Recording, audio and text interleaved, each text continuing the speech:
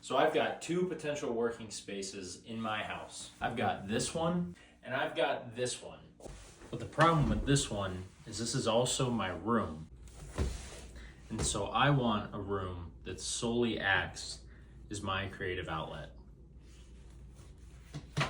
So let's build it. All right, but before I can start building in here, I gotta move all of this stuff.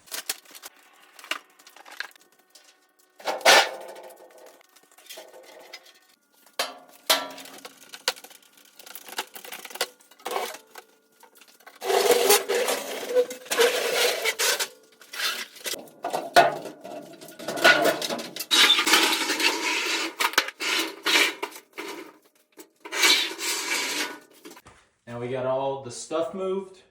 Now I'm gonna take a vacuum and some rags to this.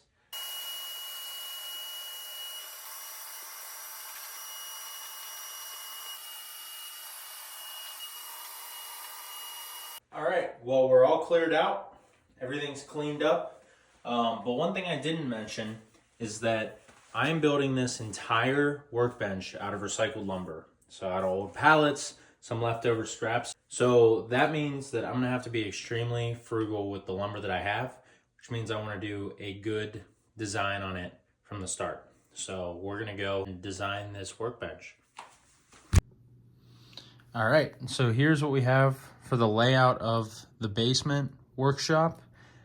The back wall is roughly 10 feet, about 118 inches. The side wall, 6.5 feet, 79 inches. And these two walls in the front are different lengths. This one on the left is 3 feet. This one we're not gonna be worried about as much. So we're gonna be doing our L bench along this side of the wall. All right, so this is how I wanna lay it out for the most part. I plan on having my 3D printer over in the far right corner. The long window in the back of the shop, so I wanna have the 3D printer and the soldering station over by that window so we can get some ventilation. I do plan on putting a sewing machine on here. On top of that, we're also gonna have a tack board here where I can keep most of my tools, keep most of my small tools that I wanna keep in the shop. This may extend further down as well. And then I wanna have overhead storage, as well as all the storage that is underneath of the table itself. But we're gonna be starting that off in the next part of this series. So stick around for the start of this build. I can't wait to work on it, and I will see you guys in the next one.